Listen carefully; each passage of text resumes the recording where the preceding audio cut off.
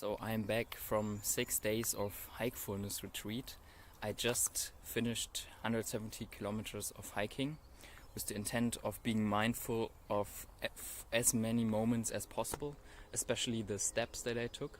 And this video I will talk about my insights and if I think this way of doing a retreat is a viable option if you are interested in deepening your understanding of your own psyche, let's say, or even get to enlightenment. And what I discovered over these 6 days is that first of all, not the physical aspect of hiking was the challenge, even though I had my pains and aches because I'm not really used to walking that many kilometers per day. But the real challenge was being alone, being actually out there.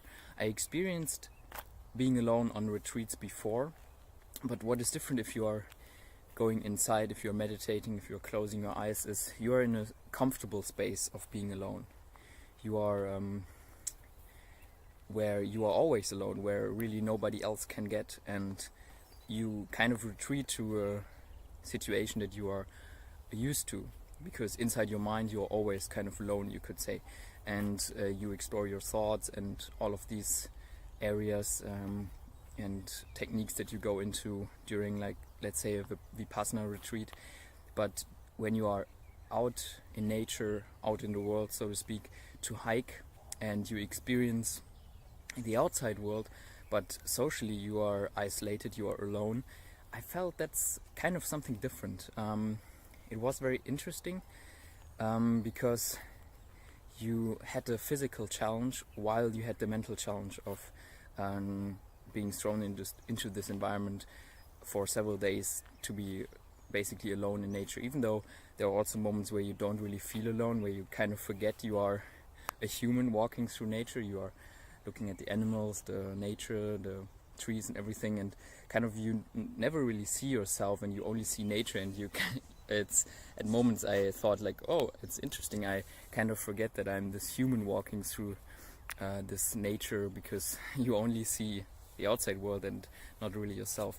And so I think it's a viable option. And the second thing I would say that's positive about using hiking as a form of meditation is it's a constant reminder. If you go alone, you are in the situation where you have a physical task to do, you have to do every step, and if you are a beginner, you are walking in pain after a few miles or kilometers, and that's like kind of a constant reminder that you are here to be mindful, because you are walking and you feel this pain, and you cannot escape it, because if you continue to walk and you're not like in such severe pain where you think it's really going to hurt you, but you are in this kind of low-grade pain that's just from exhaustion, it's a reminder to be mindful and to stay in the moment. And this was really powerful, because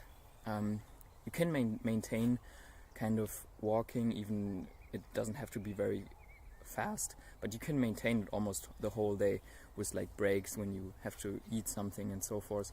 But it's really a good way to like do 15 hours of meditations, let's say, a day, if you're really constantly mindful, like all waking hours, and then you go to sleep exhausted. You sleep somewhere. I slept in a tent, camped, and then it's really very intense, let's say.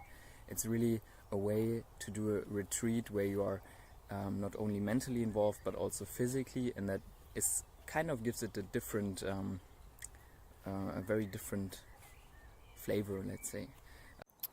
I will give this form of retreat another go because I really liked it, and I chose this time a hike that is 400 kilometers long, which I guess will take me about 3 weeks to complete if I, let's say, walk around 25 to 30 kilometers a day. I guess it should be about that. And I try to develop this technique further, to be mindful of every step and see how far into deep meditative states I can take this. And I will share that journey with you as well.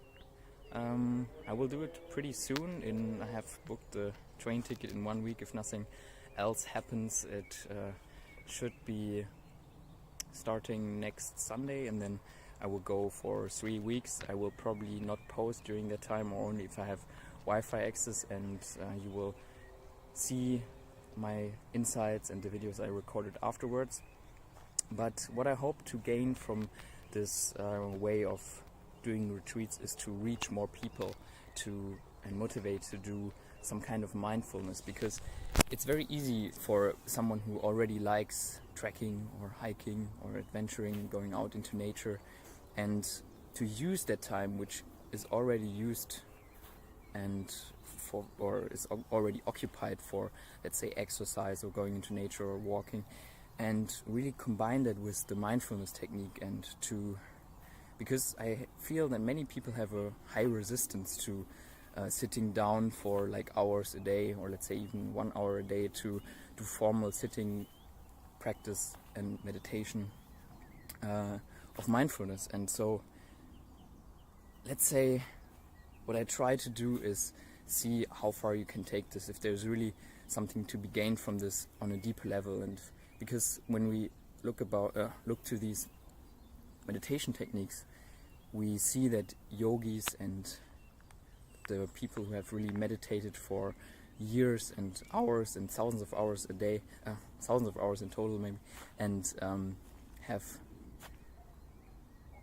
translated this into or have told us it's a worthwhile practice. We only know that because these people have gone through these experiences and have told us so. And so with this Hikefulness retreat, it might be just something that's not very good for really long-term, let's say, enlightenment practice, or with the goal of enlightenment and practicing mindfulness. And so what I try to do is find this out. Is this like really, if you do it a lot, and is there something to be gained in the long run? And so inform people about the possibility that is in, maybe if you go for a walk of an hour a day, to be really put effort into it, to be mindful of every step, of every sensation, of everything you hear, see, and so forth, the wind that's going over your skin, and having this open presence and this open field of awareness, and resting in that, if there is some benefit to that in the long run. That's what I want to share with you in this video. These are my insights. I hope you enjoyed it. Let's say I enjoyed the hike a lot, and I hope I will enjoy the next one as well, and be able to share my insights from that trip with you as well. And with that said, see you in the next video. Goodbye.